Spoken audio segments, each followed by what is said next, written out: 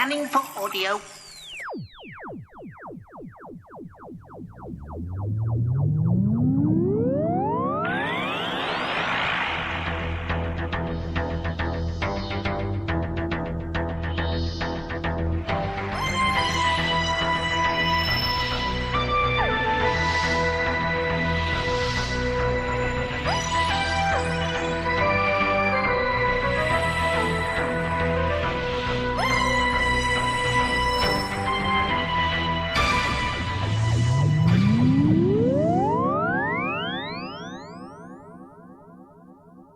Welcome once again to a Tin Dog podcast. Now this is still Dark Eyes, because it's still the Dark Eyes retrospective, and this is part 2. Obviously it's not Dark Eyes 2, it's part 2 of Dark Eyes 1, Dark Eyes 1.2, or as it's known on the box, Dark Eyes, the Fugitives. And yes, you could be quite cross with me for going, why aren't you just doing all of Dark Eyes at once? Last time you said it was great. It is quite clearly great. What's your problem? Move along, review something else. Well, no. Everyone reviews Dark Eyes all in one go, and that's simply not fair. You have continuing stories, I'll grant you that, but this one's got a totally different feel.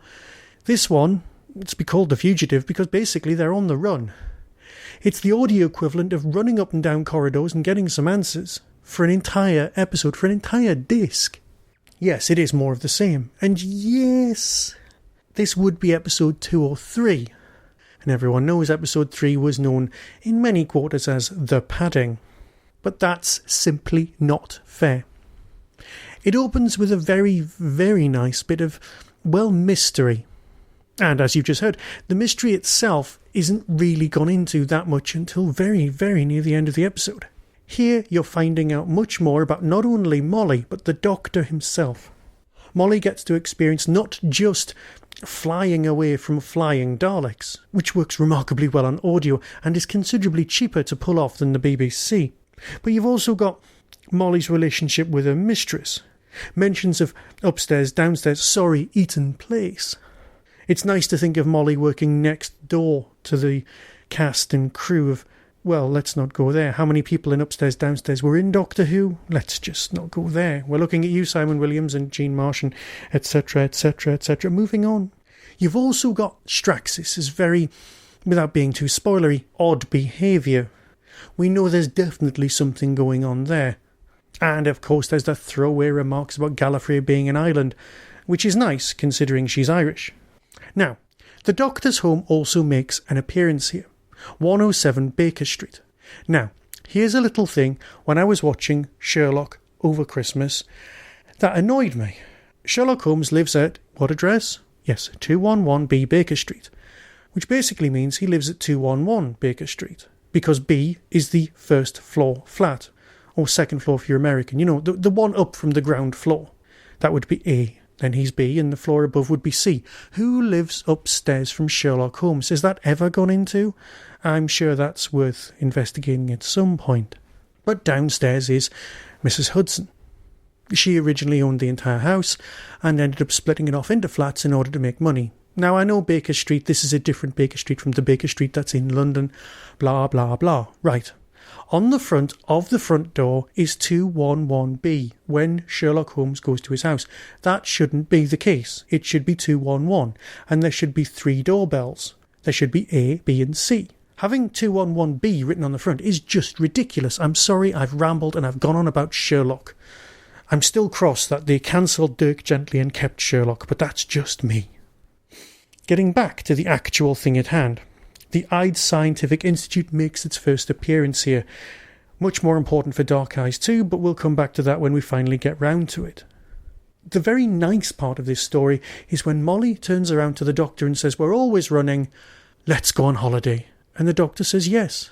A holiday for the Doctor. Ringing a bell there. But still nice. Now the Doctor can't outrun the Daleks forever, but he can have a few days off. Unfortunately, the few days off result in gravity-defying waves, sort of thing you get on audio 8th Doctor, and seldom on TV because it would cost far too much. Flying dolphins, we've had flying sharks on TV, and, let's put it this way, they work better on audio as well. But then we skip off to London again. We've got nicer story arcness but we've also got nicer action. Again, it's running all the way. It's frenetic and it feels packed. Not just action-packed, but this episode feels quite long, which of course it is. It's terribly intense. Literally an emotional journey. It is a journey, of course, figuratively, but it's also, well, a journey for Molly. She's learning to trust the Doctor. She's learning to have fun, but still retain her own essence. But as I mentioned last time, the sound design again is what's ringing through underneath everything, pulling it all together. When the Daleks turn up through the time portal, you don't hear anyone use the D word. All you hear as a member of the audience is that eye stalk movement sound effect, and that's enough. That's all you need to know. You've invested so much cultural and audio knowledge that you just know they're there, and that's why this works. So as we're ploughing on, keeping going with Dark Eyes, because the next episode itself, from memory, is terribly odd.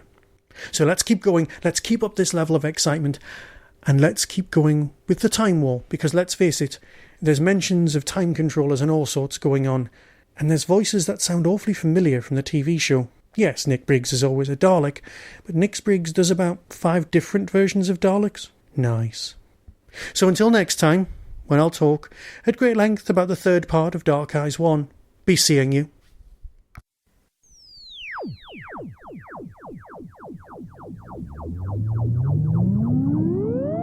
You've been listening to the Tin Dog Podcast. Doctor Who and its connected properties are copyright and trademark of the BBC.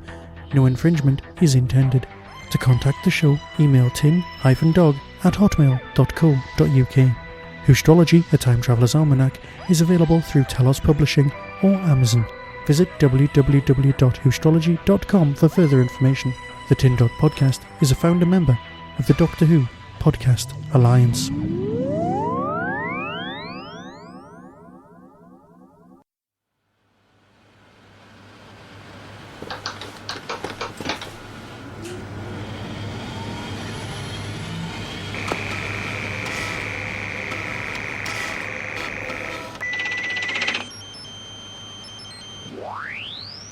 I am the voice synthesizing artificial intelligence 001.